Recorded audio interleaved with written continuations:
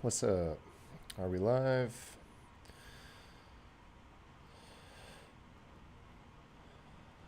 How's it going? My computer restarted. Hold on, I'm logging into stuff.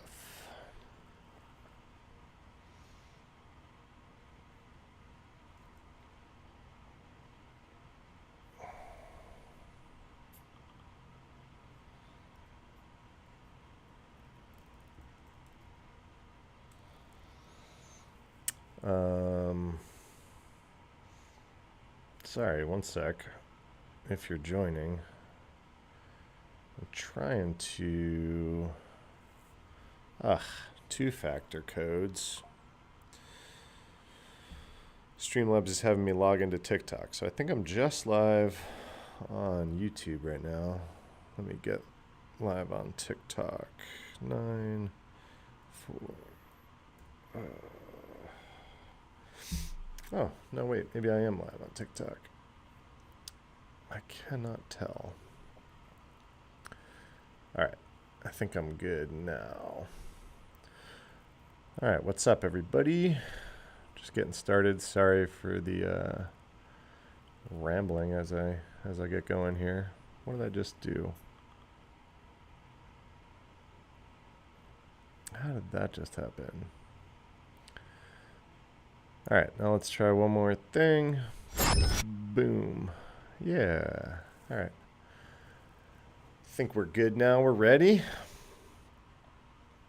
Everything looks lined up. How's everyone going? So I figured I'd come live. I sent my newsletter out this morning. We can go over some of the stuff from the newsletter if we want. I could also talk about whatever the heck you all want to talk about. There was a few things in the newsletter that I thought would be cool to chat about.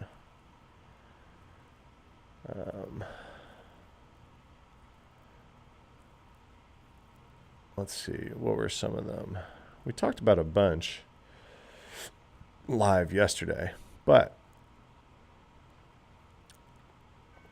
oh yeah, this one's good. Hey, thanks for subscribing. Appreciate you. This one was kind of interesting. I put in the newsletter.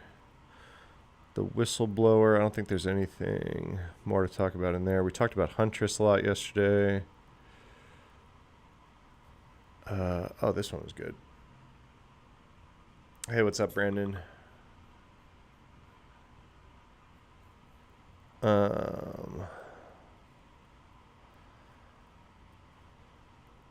Oh, this Microsoft one's kind of gnarly. Do you see this letter from Senator Wyden to we talk about morph cuts? You talking about what I thought was an AI video of the president? Are you talking about that? Jaguar Landover. Oh, X. Yeah, this is good. Sorry, I'm just loading up my tabs with some stories to talk about real quick. It's going to make a great YouTube video, VOD, as I stumble through the first 3 minutes live. I'm a professional. Hey. Thanks for subscribing. Welcome. Appreciate you.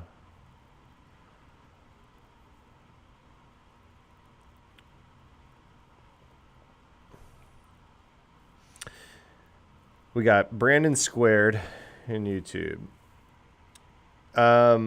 Yeah, this Senator Wyden letter, I feel like I read his letters on stream a lot because, like you said, he kind of gets it, right? I don't know much about Ron Wyden or his policies or anything like that, but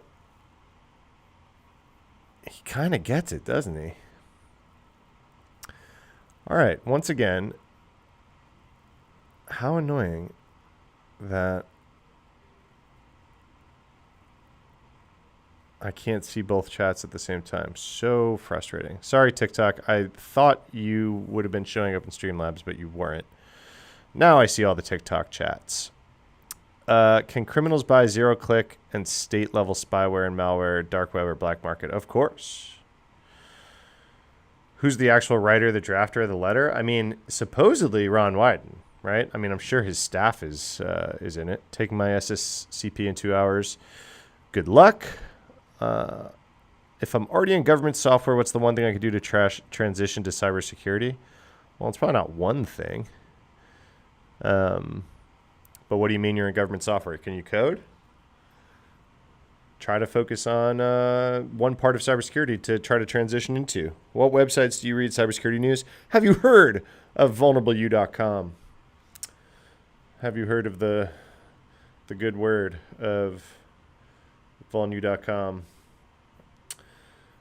This is my newsletter. If you're looking for a news source, I'm happy to provide it to you. I have like every cybersecurity news source in an RSS reader, and I pull from it and make my newsletter every week. Right. But yes, I do like TechCrunch. I have them up, I think, on screen in multiple tabs right now, like this one. I heard you mention certs are not a good way to go, but with security, there's a portfolio like with dev. Is there a question? Yeah, I dislike certs. How much it may cost? You're asking how much it would cost to buy zero-click state-level spyware on the dark web? Why are you asking, kind anonymous TikTok chatter? What do you think about GRC?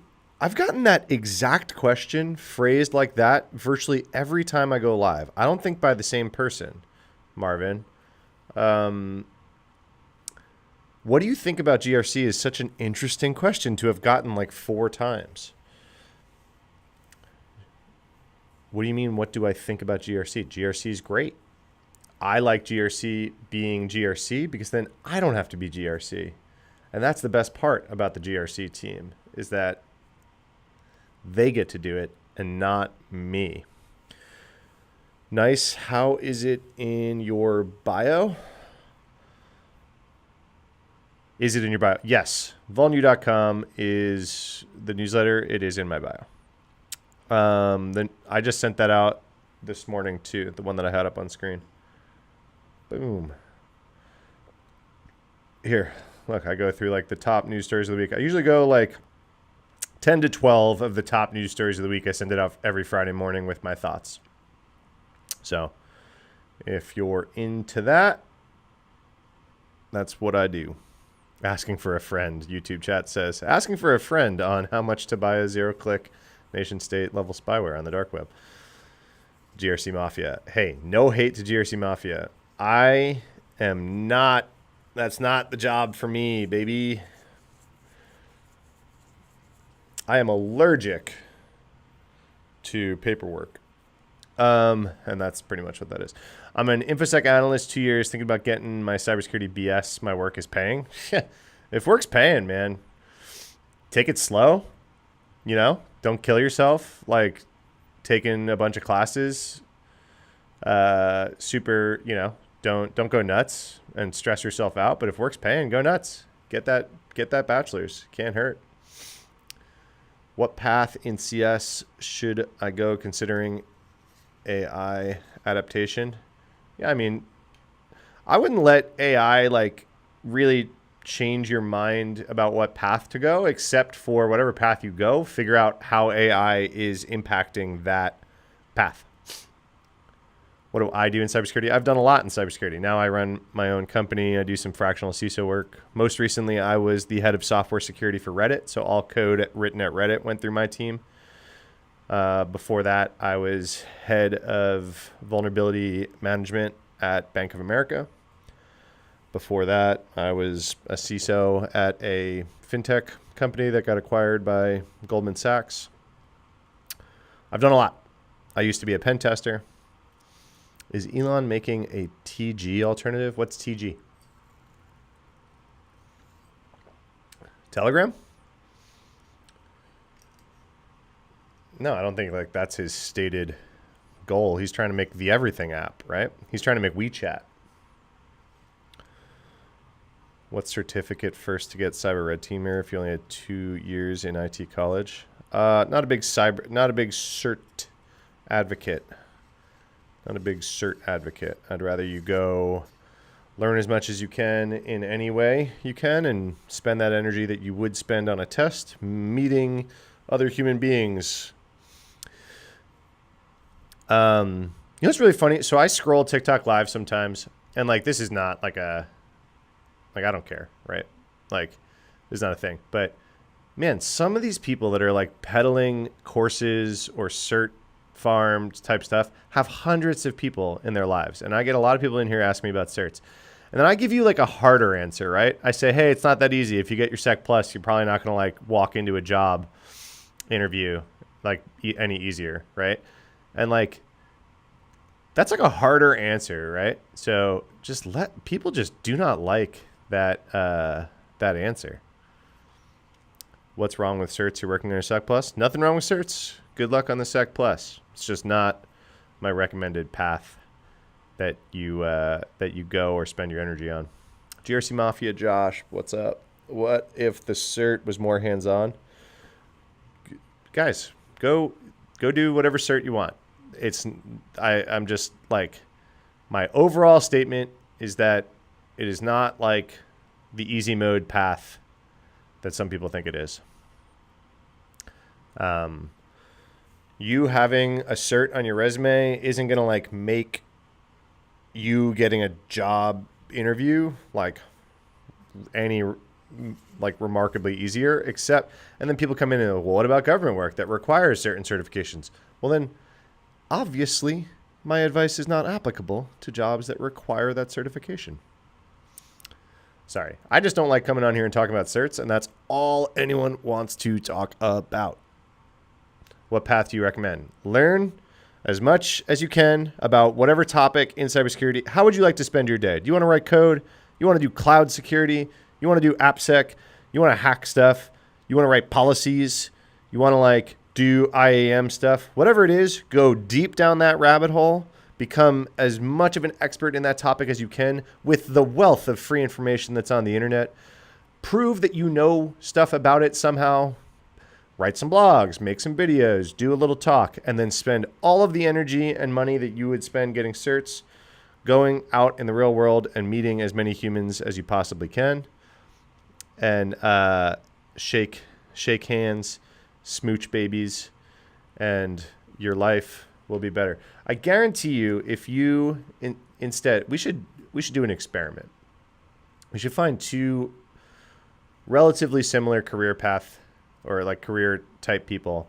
One person puts all their time and energy doing nothing but getting certifications for the next 6 months, and one person in that same 6 months posts whatever they're reading or learning about on LinkedIn every single day, maybe even twice a day, and we see which one has a better career outcome.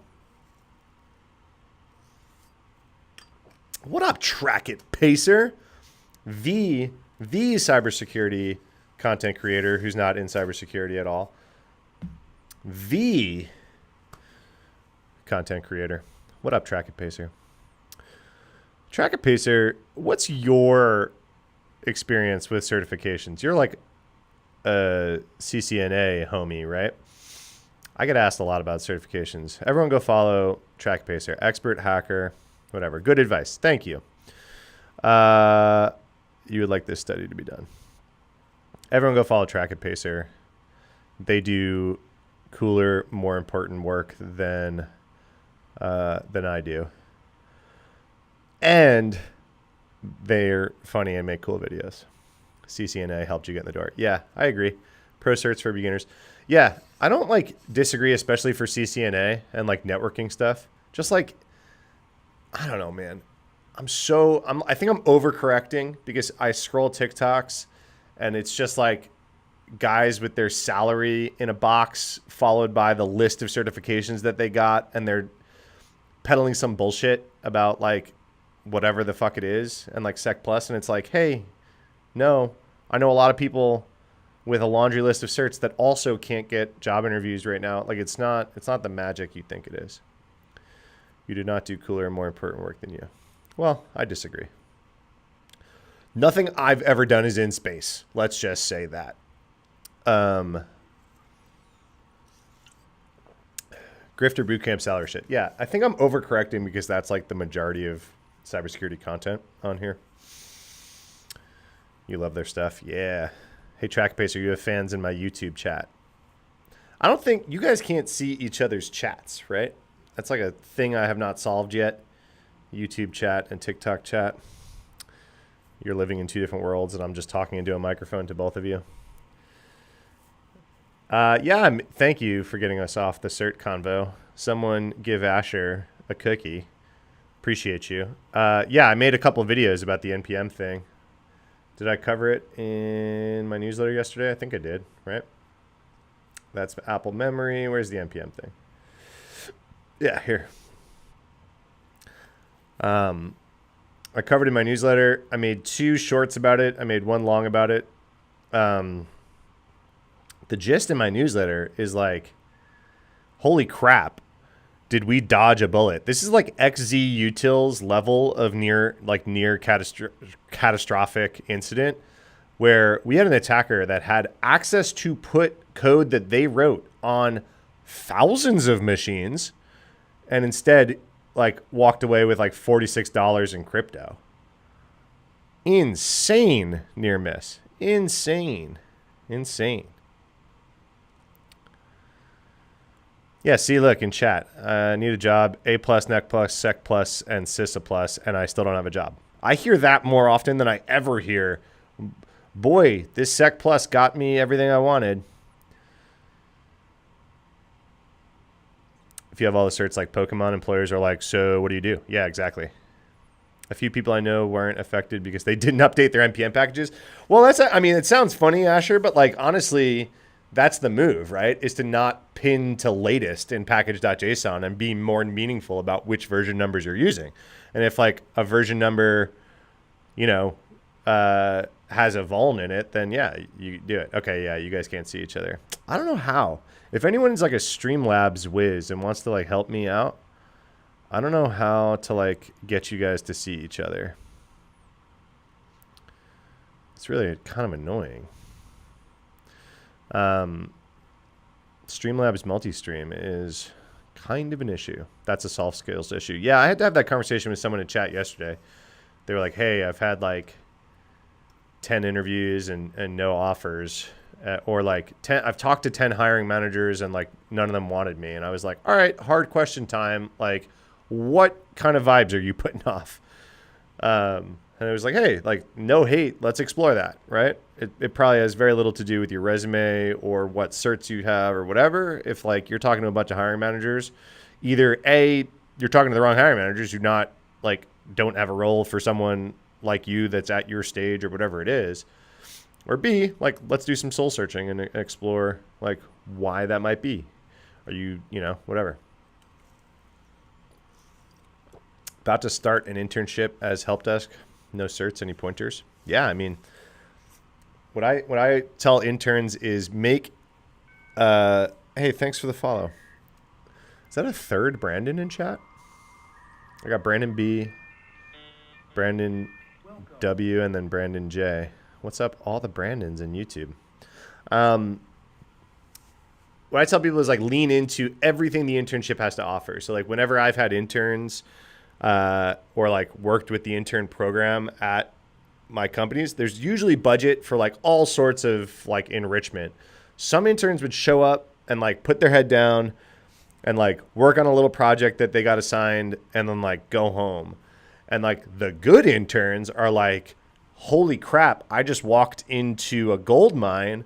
There's all these people here that are doing things that I want to do soon when I get out of school. How can I like worm my way into meetings I'm not supposed to be in? How can I shadow people that I look up to? You know, what kind of stuff? What is the internship program here, right? Just like make full use of it. That's like a really good like those are the interns that get offered full-time jobs at the end of the internship, right? Matt has great advice. Everyone listen to Matt. Thank you, Track It Pacer. Track It. I am bummed we like only briefly ran into each other at DEF CON. I was hoping to get some more time to chat. I know I saw you in the hall a few times, but soon. I also didn't realize that we used to live near each other. Not anymore, but any tips for an on-prem to cloud Azure migration as a cloud security engineer? Yeah. Yes. Get very, very intimately familiar with all the Azure bells and whistles. Figure out how you're going to do key management. Like bring your own key stuff is super important when you go on-prem to cloud. It's like who owns the key? What's the key chain? Are you doing HSM or no HSM? Are you doing cloud HSM? What are you doing, right? IAM is huge. I'm like a big fan of Terraform for everything cloud, right? So codify and run all your cloud shit through Terraform. I even do identity via Terraform. So I do like you can't get an account or a permission that isn't in a Terraform rule, because then guess what? If someone asks for a permission, I get an audit log because there's a GitHub pull request to like change that permission. Go look up Cloud Slaw, SLAW, Security Lab a Week. That guy, Rich Mogul, that puts that out. It's a free weekly newsletter about cloud security stuff. He's got a bunch of rabbit holes for you to go down. What's the best way to get an internship? Most of the interns that I hired were through like a relationship that college or university had with my company. So a lot of like interns got like placed with me, right? Also be wary of what meetings to talk in. Yeah. If you're the intern, don't be like the enlightened galaxy brain for sure. You're in learning mode. Don't be a wallflower, but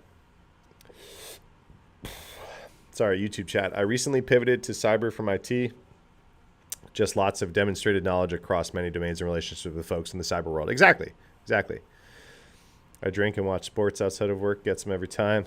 Go to concerts, play golf. Oh man, I don't play golf. I kind of wish I did.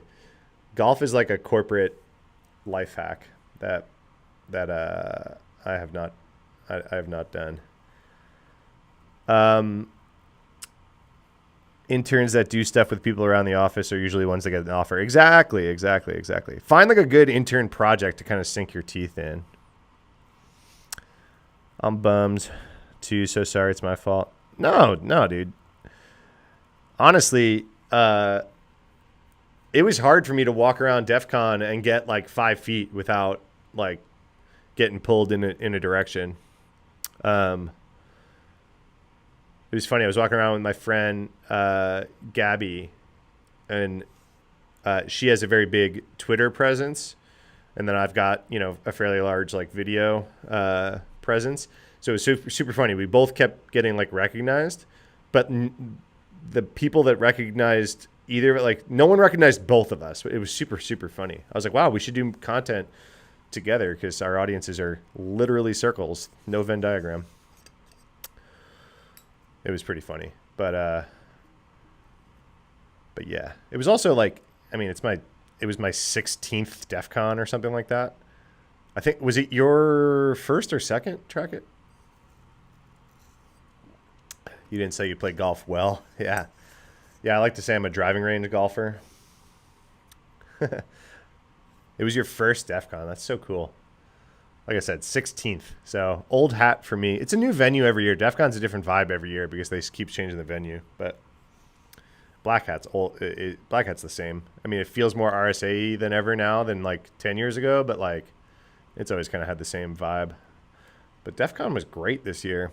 I didn't get the complaints. There were some people complaining about like the vendor area, and I was like, are you effing kidding me? Like The venue was enormous, and you had to walk like 3 football fields into the back corner of the venue to find like the 7 vendor booths. And they were like, there's too many vendors at DEF CON. I was like, are you kidding? Like, you had to purposefully go to the designated vendor area where there was like no other thing to go to back there except for the vendors. And people were complaining about it in chat. I was like, are you out your mind? It was like nothing but villages and like, you know, whatever. Is Black Hat worth it? So Black Hat, the conference, has a very high bar to get a talk accepted. So the talks are great. The talks generally end up on the internet, right? So is Black Hat worth it? Are you going to go to talks? The talks are very good. Are you good waiting to watch the talks later? Is being in Vegas and in Mandalay Bay during Black Hat worth it? Yes. Yes. The whole industry is there, right? So like career-wise, I mean, this is what everyone that comes in here asking me what path to take. My path was never stop talking on the internet and go to conferences that I could afford to go to, and it's worked out very well. Between my first conference ever was ShmooCon, my second conference ever was Black Hat and DEF CON 16 years ago. Between those 2 conferences, like 80% of people that have ever gotten me a job in my 18-year career, I met at those 2 conferences. So like, yeah, do it.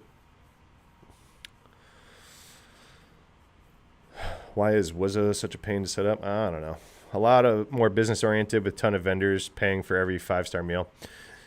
Yeah, Black Hat is definitely more vendor oriented, but the talks are great. Like I don't like if you're like looking at RSA versus Black Hat, like the talks are insanely good at Black Hat. Like the bar is very high.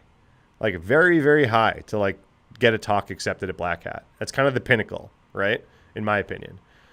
And then, I mean, RSA, I haven't gone to a talk at RSA since I've given a talk at RSA.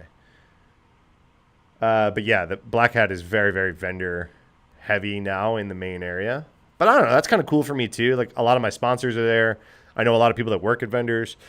I like to go to the startup corner and see like where things are headed, what VCs are funding what. I don't know. I'm kind of into it. I'm not sitting there going like, what, what does, I have to be careful of who I name, but like, what's CrowdStrike's booth going to look like this year? That's not what I'm looking for, but I'm like, I don't know. It's cool. It's cool to like go see what peeps are doing. You know what I mean? Hey, Rush, thanks for the gift.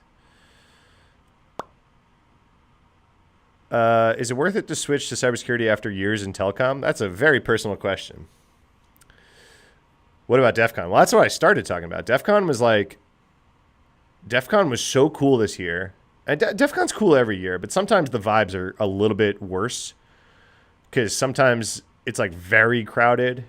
I think it was kind of crowded like morning 1. Everyone was kind of complaining about lines, but I skipped the first morning. I was like comatose in my room. Like my people battery ran out. And so I took Friday morning off, and by Friday afternoon I was there, and there was no line con there at that point. See ya, Track It. Thanks for hanging out. Everyone listen to Matt. Okay, bye. Everyone follow Track It. Okay, bye. But DEF CON is so cool because you can have whatever kind of experience you want at DEF CON. Like, if you want to go and like learn everything you need to know about voting machines, you can like spend hours in the voting machine village. If you want to like do a capture the flag, or who was I talking to? I was talking to someone at PAX. I ran into someone at PAX West that came to my talk at PAX West in Seattle a few weeks ago. And he was like, oh, I got a black badge at DEF CON. I was like, cool, how? And he like won some puzzle game that like was offering a black badge for a puzzle. He said, I spent 3 days, I barely slept, and I figured out this puzzle. Like, you can do that at DEF CON if you want. There was a whole wall of like hacked pinball machines. Like, there was a scavenger hunt going on. There was like, you could go to there was the back of this one room. There was a challenge of like use the stuff on this table to make a contraption that would cool a drink to 34 degrees exactly. That would have probably taken me all day. Like, you can do that all day if you want, So, I don't know. DEF CON's cool in that way.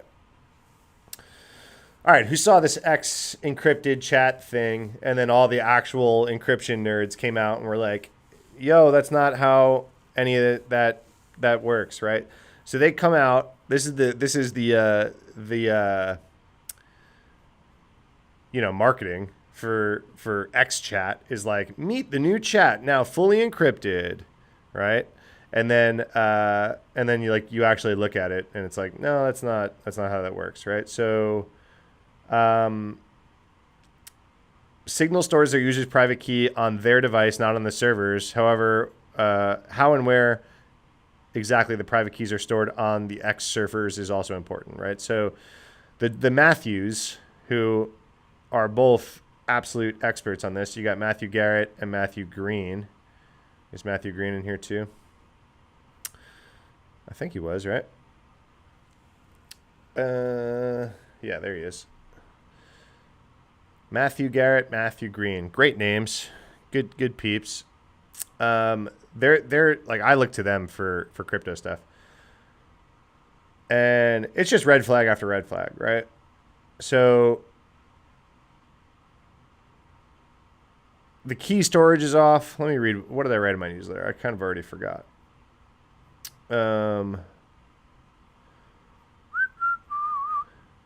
XChat. Yeah. So they literally admit on their support page their current setup could allow a malicious insider or X itself to compromise your chats. And in fact, that none of the code is open source and there's no perfect forward secrecy. You got more sizzle and steak on this one is what I thought about that last night. You doing Octane 25 new? Is that Okta's security? Or is that Okta's conference? No. You a big investor in crypto? No. When I say crypto, I generally mean cryptography. But yeah, more and more crypto means crypto.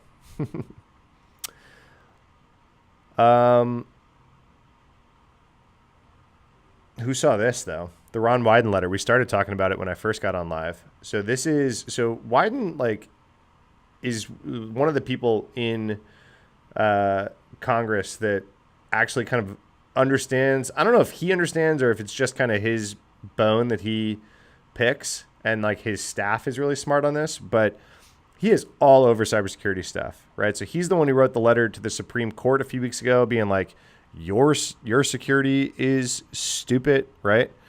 And so this time he's talking about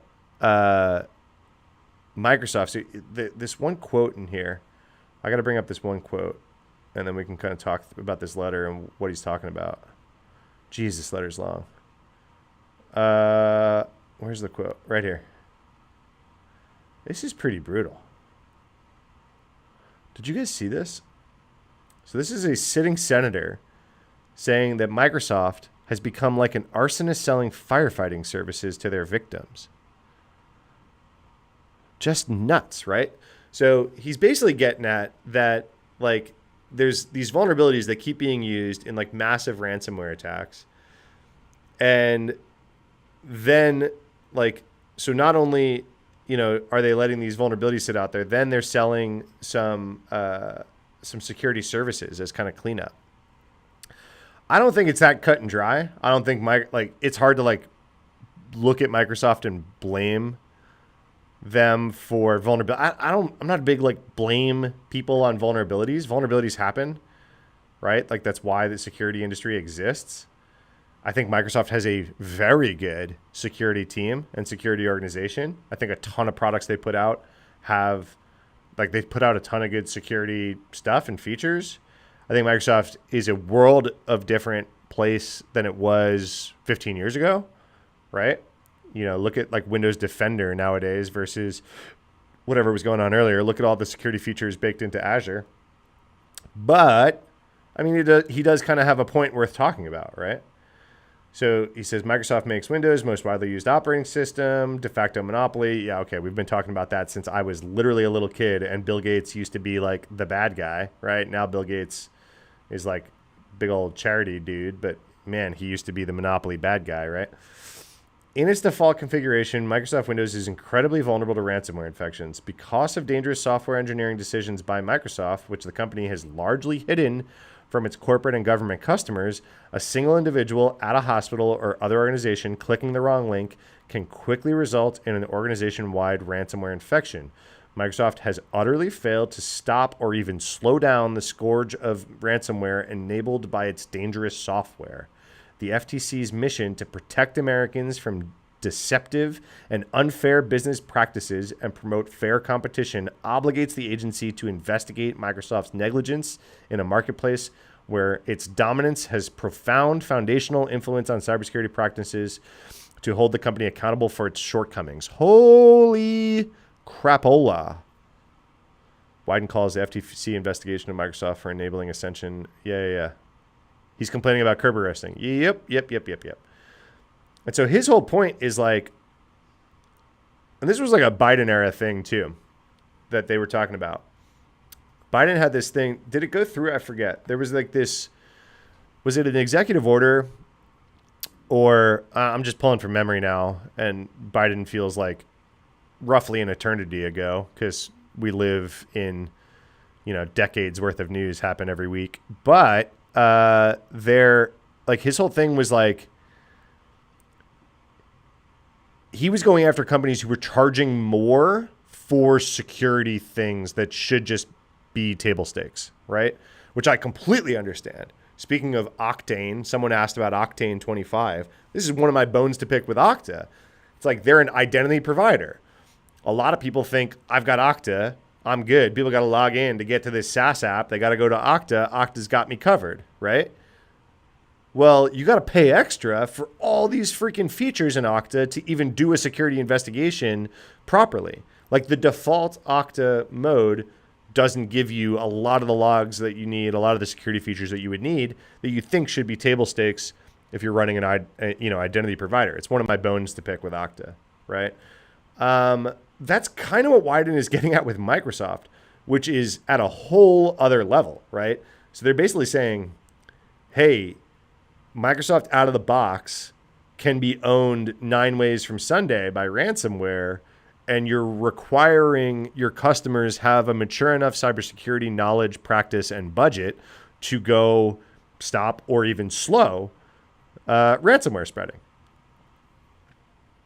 I don't know. There's a point in there, right? 4 pillars of cybersecurity: people, in all caps, process management, and technology, in that order. Yeah. Well, okay. So the part that I do always kind of have a bone to pick with these organizations is exactly this line right here, right?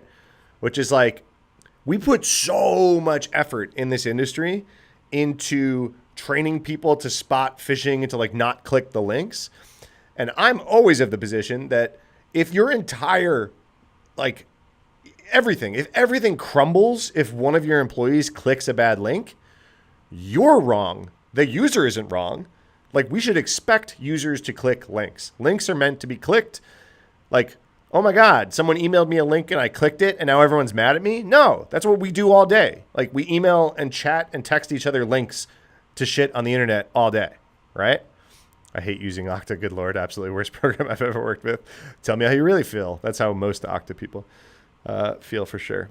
What types of misconfigurations do you see with Okta? It's not even misconfigurations. I'll get to the Okta stuff in a sec.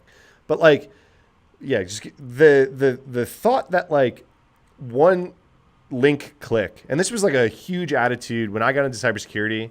There used to be like bumper stickers and T-shirts that said like "Don't click shit," and I used to like laugh about it and be like, yeah, because that was like the attitude of the time.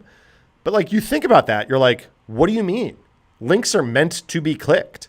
Like, what do you mean don't click shit? It's the worst advice ever. Huge fan of the newsletter. Excited to be here. Hey, thanks for being here. That's what I was just going through links from the newsletter from this morning. If you haven't subscribed to my newsletter, link in bio. Look, we got people. I've gotten more response for the newsletter this week than I have in months. So apparently this one, everyone liked this one. Yeah. So like my point being that a security program should be many, many, many layers deep, right? Why did the malicious link of a domain that just got registered an hour ago make it to, Jan in procurement, who maybe didn't go through the right phishing simulation training to be able to spot it? How'd the link get there? How come nothing in your security stack was like, that's a bad email, I'm not even going to show it to my end user, first of all. Second of all, how come when Jan in procurement, why did I pick Jan in procurement? I don't know. That's what came to mind. Don't come after me. When they clicked the link, what happened then? How come the browser didn't go, this looks like a bad website. This domain was registered an hour ago. It looks just like our login page. It's got our logo on it, and that's not our domain name. How come nothing stopped then? You know what I mean? Like, you can go 7 layers deep here. The residual risk when implementing security awareness training, it's not always going to be foolproof. No. I'm going to go one step further and say it's never foolproof. There should be additional controls when the link is clicked. Maybe EDR catches it after. Yeah, EDR is just one of the other layers, right? That absolutely should realize when someone clicked a link or downloaded malware. I'm saying I've worked places that have solved malware, right? Like literally, I've worked at large organizations that had 0 malware infections a year. Okay. Wyden has a point here that why does it take the most mature security teams on the planet to literally solve malware? Like, how come, the operating system out of the box doesn't do more? Got it. There's a point there. We could talk about it. But I cannot stand the overall security attitude of pouring so much effort in to try to get your end users to not click a link. I think that effort should be poured elsewhere because all that effort has never gotten that number to 0. And if the number isn't 0, you need all the other things anyway. Just hire a third-party MDR SOC. That has worked out so poorly for lots and lots and lots of people. Phishing simulations are also important. I have a weird soapboxy opinion that phishing simulations are useless and are actually a net negative. I think phishing simulation is actually a net negative. That's my personal opinion. I know many people disagree with me, and I'm fine with that. I'm fine, whatever. My personal opinion is that they're a net negative. Your brand as a security department to protect the company should not come at the cost of you tricking your users. And a lot of times these phishing simulations, in order to be effective, are dangling money or bonuses or time off or concert tickets or gifts to your overworked, underpaid employees who just watched their coworker get laid off with 9,000 other people last week, right? And so now your reputation as a security department is the department who tricks the other people in the company and sits on their high horse and goes, you failed the phishing simulation again this month. Here's some fucking video you got to watch because you clicked that link. I think that's a net negative. I think the best and really only value in phishing simulations is teaching people where the button to report a phishing email is, because otherwise they'll never click it. So I think you could literally replace phishing simulations with an email every month that said, hey, report this email as phishing.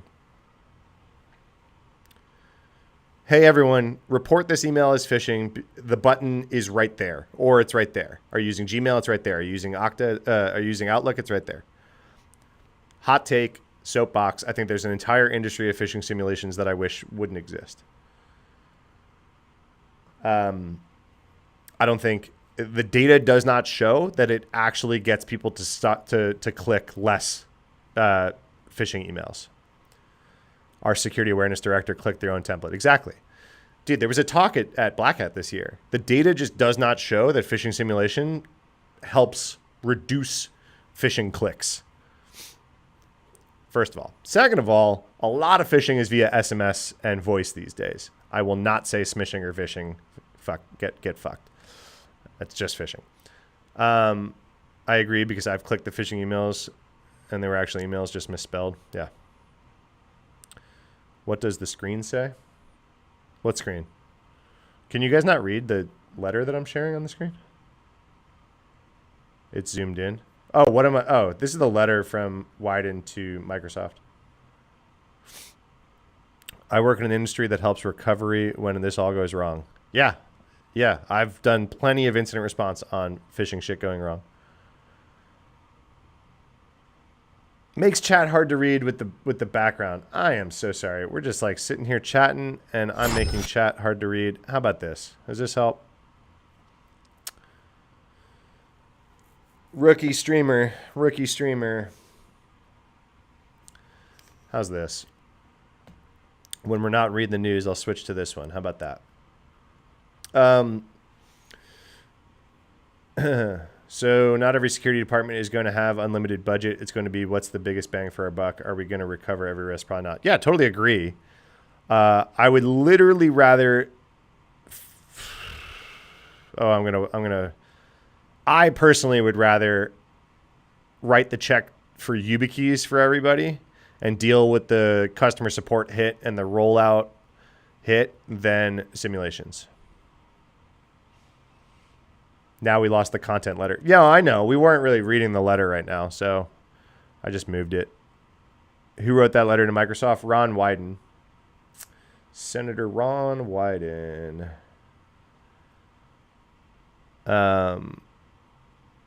I'll bring the letter back up in a sec. I was just on another rant, and TikTok chat was complaining that they could not see. The CFPB under Biden was pushing to hold responsible for social engineering fraud. Yeah. That's what I was kind of talking. I was talking about that earlier. So there was that, and then there was like the security should not cost extra bit, right? Which is kind of in line with what Ron Wyden is saying. My teenage son wants to learn cybersecurity. What website or content creator can I point him to? Me.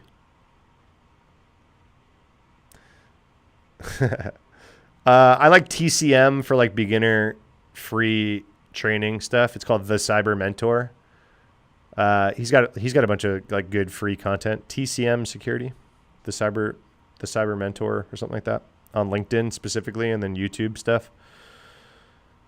He's got like paid for stuff. You don't have to pay for the courses for your teenage center or whatever, but he's got good beginner shite. What are your thoughts on pursuing a job with cybersecurity integrator company? What do you mean by cybersecurity integrator company? I think I might know what you mean, but what do you mean? Thoughts on SANS? SANS is got some of the world's best instructors. They've kind of lost the plot on how much they charge everyone for everything. So it's really become a thing that corporate jobs will pay for like really high level training for their people. I don't recommend anyone personally write like an $8,000 check to SANS. It's just insane how much they charge nowadays. But they have they've had long-standing tenured instructors that are very, very good. I bet you Chris, his name is in the last line. Yeah, maybe. Heath Adams. Yeah, Heath runs TCM, right? I don't know Heath personally. I just know a lot of people who have gone through TCM. But he puts out a bunch of free stuff that's good for beginners. That's where I point. I've heard good things and that it's very advanced. Yeah, there are. Yes, I think I took a SANS course in like 2008, way back when. The like incident handler one.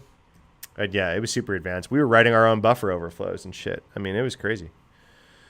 Basically, they do architecture, consultancy, and they develop stack mainly for Thales and more. So my thoughts on pursuing a job with them is, do you want to do that? I mean, it seems perfectly reasonable and kind of fun. I would love to like go as a consultant and like here's our preferred stack based on your business and like what we know about your business. I kind of do that. I do like fractional CISO work. So I kind of come in and I'm like, all right, here's your security stack. It's kind of fun. All right, let's, do you guys still want to talk about this Microsoft letter? You said chat was kind of hard to read with the white letter.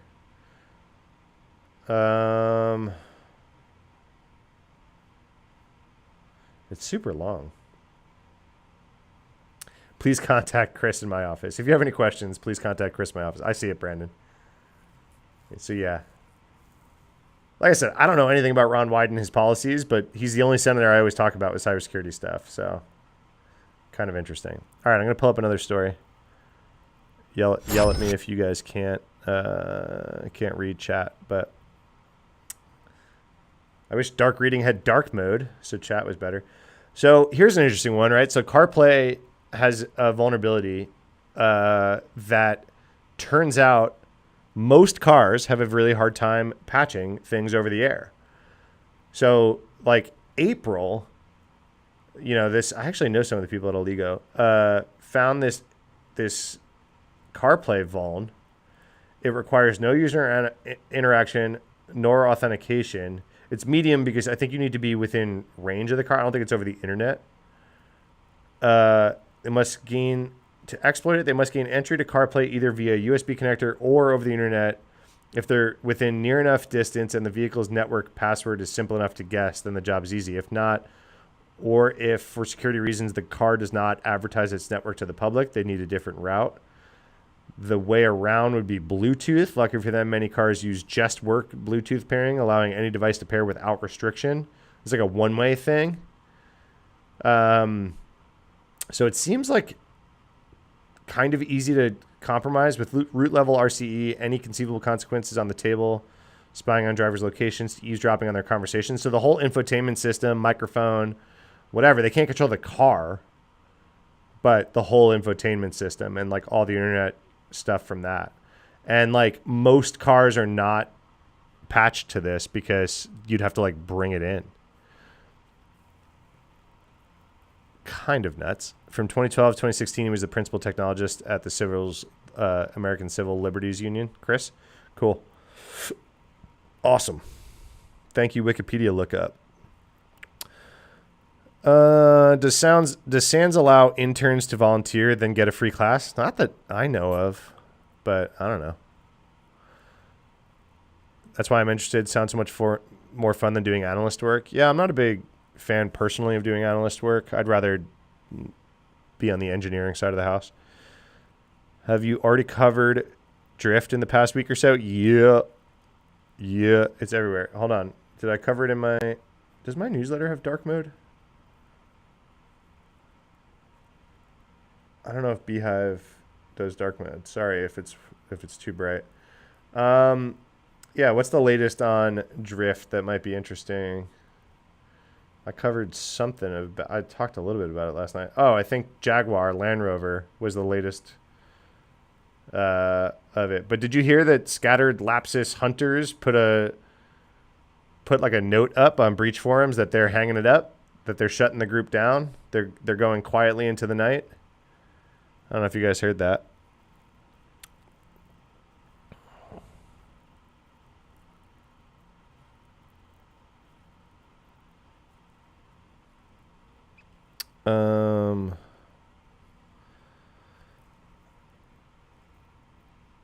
Will the Longhorns fare well in the SEC this year is the question of the millennia. Arch is not looking great. Arch looks like he's never thrown a football before. So, I don't know. Oh, I got to translate this from French to English. Did you see the French cert detailed a bunch of spyware things? So, you know when I make those videos that say, hey, everyone update your iPhone? It's because of Apple coming out and saying there's known exploitation against 0 days in iOS. We always get that before we know why. And I always say, hey, we're going to find out why soon. Ta-da, we found out why soon. So this is the they've sent out notifications to a bunch of people. It seems like in France that used undisclosed spyware, so Pegasus, Predator, Graphite, are the most likely subjects. Predator, I thought it was Paragon. This might be a translation thing. Pegasus, I think it's Paragon, Graphite. Or wait, is Graphite the software put out by Paragon? I always confuse these because their names are so close. So this was a vuln in the image like rendering package in iMessage, and it was also under the hood of WhatsApp. So with 0-click on iPhones, by sending a WhatsApp or an iMessage to them, they own the device, and they could once they own the device, they can clean up their track, so the message would never even show up on the device. Pretty gnarly. So this is mostly we don't get names of who was contacted by Apple. So when Apple sees this, they reach out to you and they say, "Hey, you've been the target of some crazy complex spyware." We didn't get who. But usually it's journalists or activists. Piggybacked WhatsApp phone to exploit iOS. Was that what it was? I thought it was the same image thing. Paragon owns Graphite. Yeah, I got there. My head got there. Paragon owns Graphite. NSO owns Pegasus. Yeah. I thought that maybe it was a mistranslation of Predator and Paragon. But yeah, I got there. Listen, it's Friday. I'm under-caffeinated. I thought that it wasn't a piggyback of the WhatsApp vuln. I thought it was the same image package that was used by iMessage and WhatsApp. Am I remembering that incorrectly?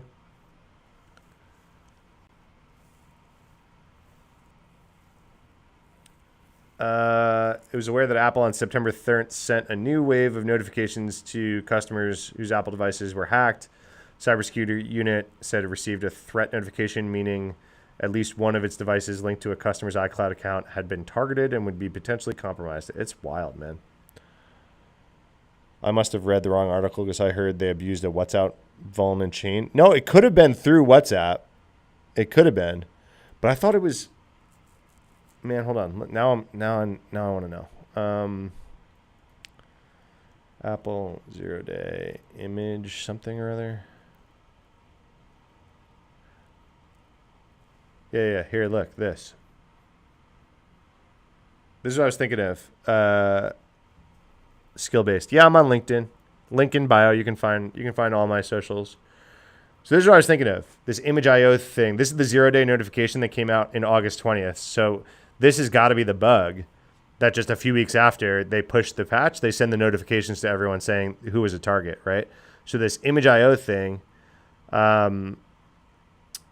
in like fucking everything, it's processing a malicious image file may result in a memory corruption. Apple's aware of the report of this issue may be exploited in an extremely sophisticated attack. Yeah, spyware.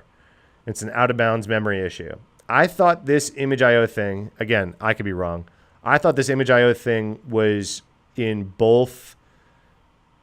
I thought this was a package that was used in iMessage to process image files and also WhatsApp. Has been hit with so many image vulns. I know. It's like a super common way to do the out-of-bounds memory stuff, right? Hey, thanks for the follow. Appreciate you.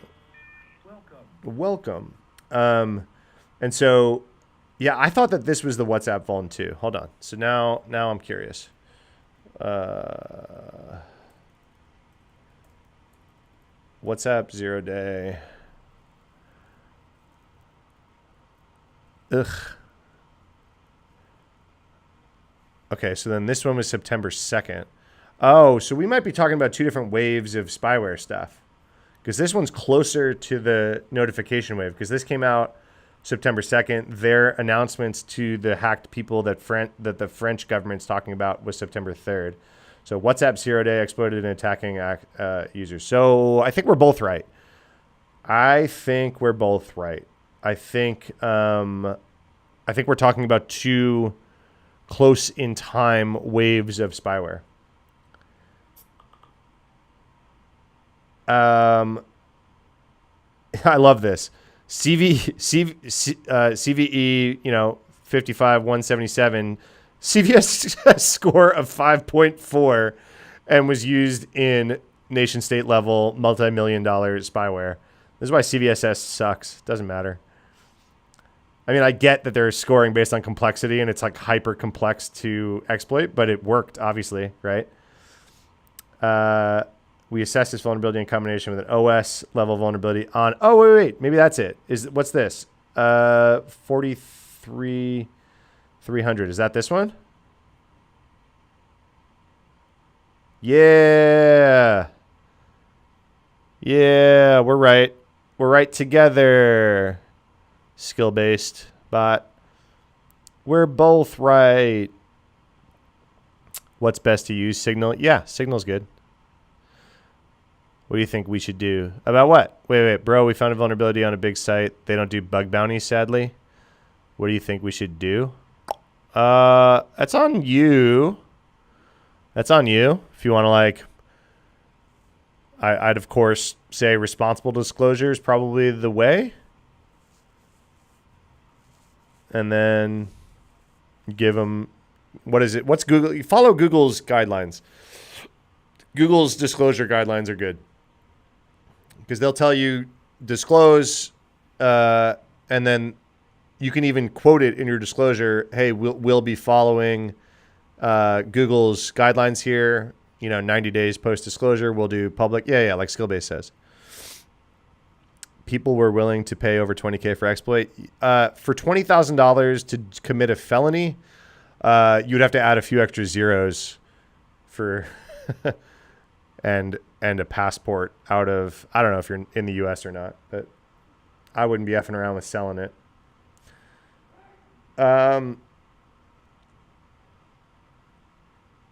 Yeah, Skillbase, did you see? We're both right. So it's the WhatsApp vuln in combination with that image IO vuln.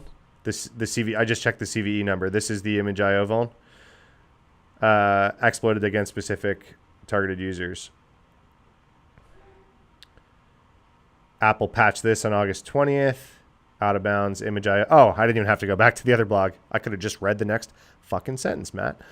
And then WhatsApp patched this one in July and August. What does that mean? Oh, iOS version versus business iOS version. Were different patch schedules. According to Amnesty International, I'm not even going to try.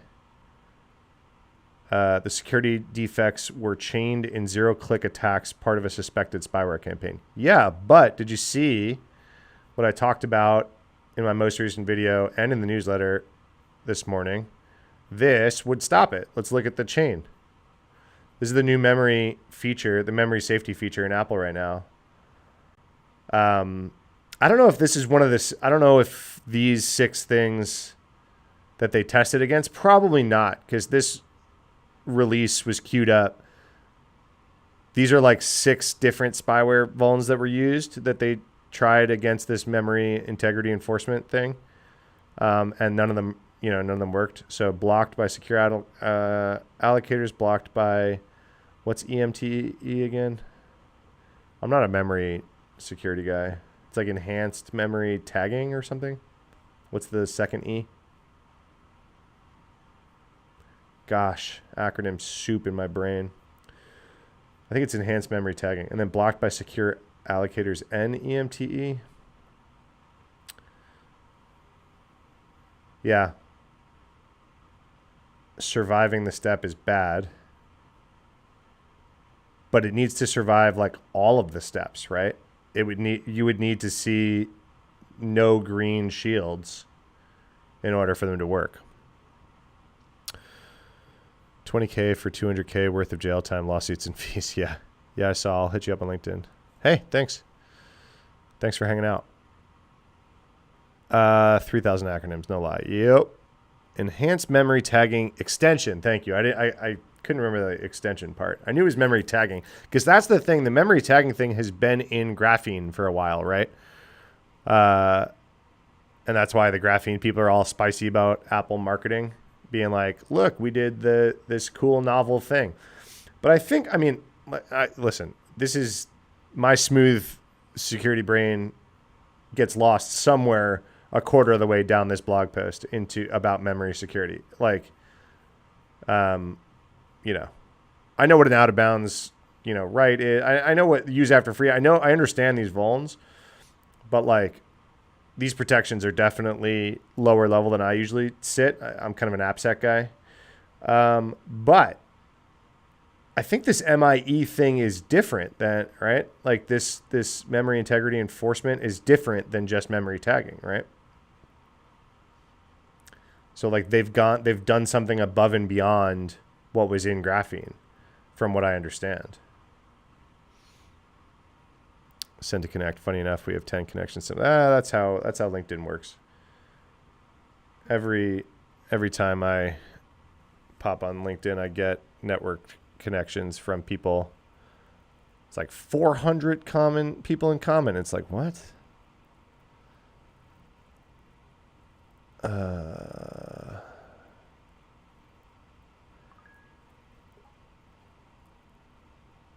I think I just accepted you.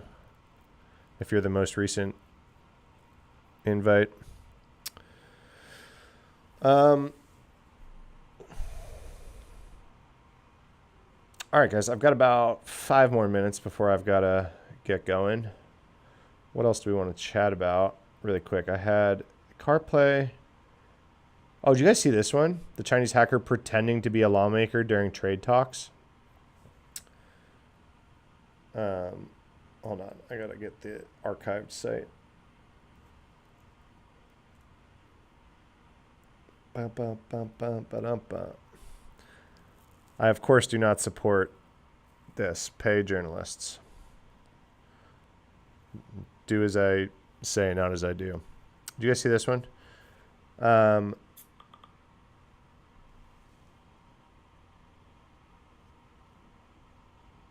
Where's the alleged campaign comes during trade talks. I'm trying to find, they had like some details about the impersonation that were kind of interesting.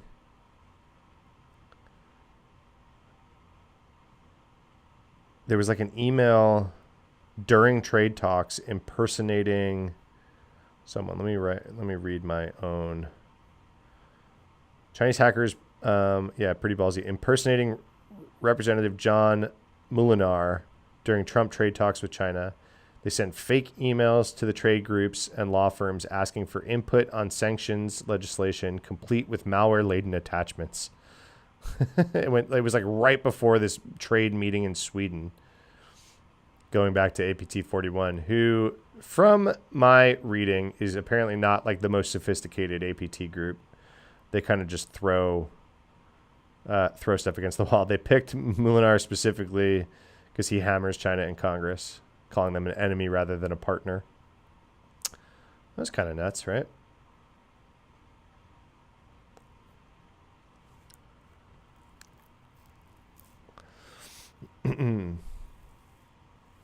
Same here, Braves versus Trastros.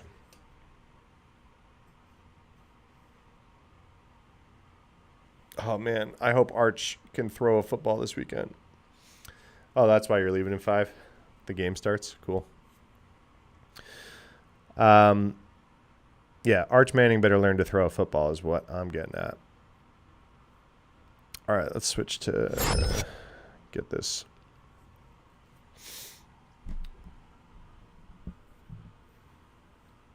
All right, guys. Thanks for hanging out. I think I'm going to make sure if you're on TikTok watching me, make sure to subscribe on YouTube. I think I'm going to make I've got some interesting content planned for next week over there. Oh, dude. Synapse. I didn't even know you were hanging out. Thanks for hanging out. I also have to leave soon.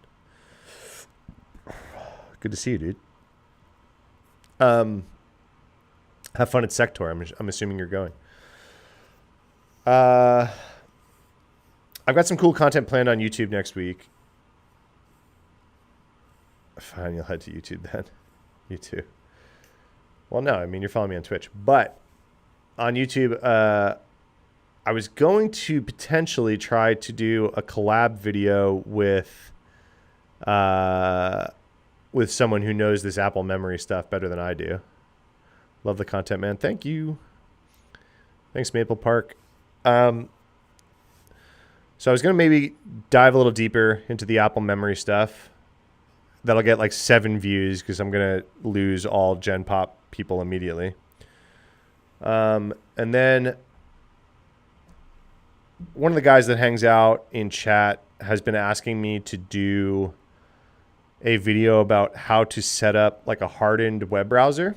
So I think I'll probably do that video soon too. I kind of have like a standard set of steps that I like to put in place to, use a web browser out of the box. Turn off all the like weird, privacy shit, privacy annoying things. I don't know what I'm saying. I've lost the script. All right, guys. What up, Bran? Pulumi and Ansible deployment practices.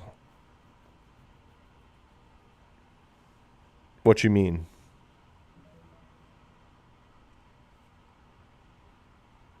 All right, that's my alarm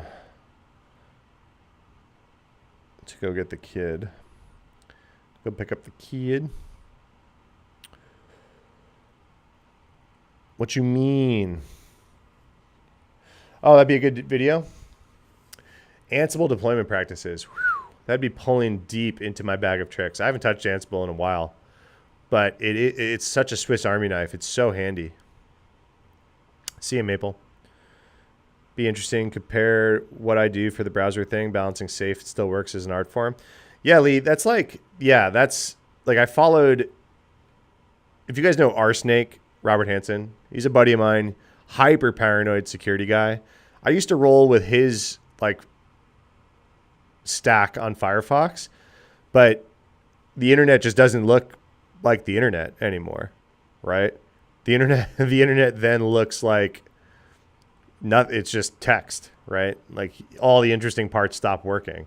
But that's like truly the most secure way to do it, right? But then you're like, okay, I'll let JavaScript run and I'll do this and I'll do that, right?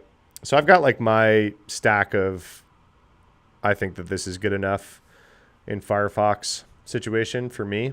And then combined with other layers of things, right? Like, I'm a big fan of Little Snitch. It's a pain in the ass, but it's like a really big peace of mind for me, as long as I haven't like annoyingly whitelisted like an entire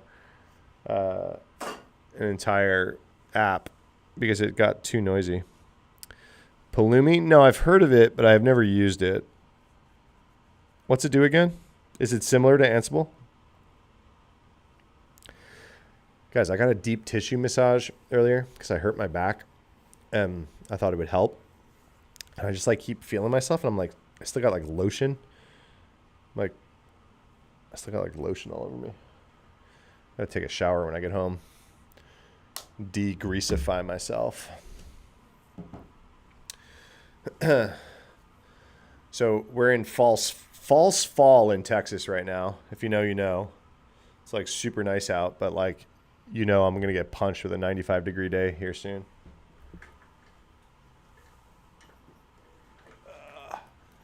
You know it. Multi-cloud deployment centralizes infrastructure as code in one place across providers. Oh, that's super cool. I've always done that shit super manually. We had like a whole team. The best team that I've worked with in that regard was the SRE team, Site Reliability Engineering team. They were kind of like the rulers of Terraform, and we would just manage all that shit through GitHub. It honestly, like, GitHub, Terraform, like blueprints and modules and shit, like absolute superpower. But like, boy, it took some very brilliant SREs to like set that all up in GitHub, and I'm glad they did. But yeah, I wouldn't say that that was like an easy situation to like get to. But man, was it super powerful once we got there. You'll check it out. I'll be blown away. You know, I might have seen it. There's so many freaking tools in this industry, right? It sounds familiar as a name. You've mentioned it a few times in chat. I might have seen it. All right, guys. I got to run. It's school's letting out, so I got to go do that. I'm going to be cool dad and either do pizza or ice cream on the way home because I'm a cool dad. Cool dad. Soft wave therapy for the back, promise you. Okay, I'm looking that up. I know exactly how I heard it too. I was deadlifting. I took a set too fast. And I knew it. I was like walking through the gym like, oh man, that's going to hurt later. And it's 2 weeks later and it still hurts. I'm like at 90% better now. 85, 90% better now though. But I was hoping the deep tissue thing, they really beat the crap out of you. Seeknay, good to see you. All right, guys.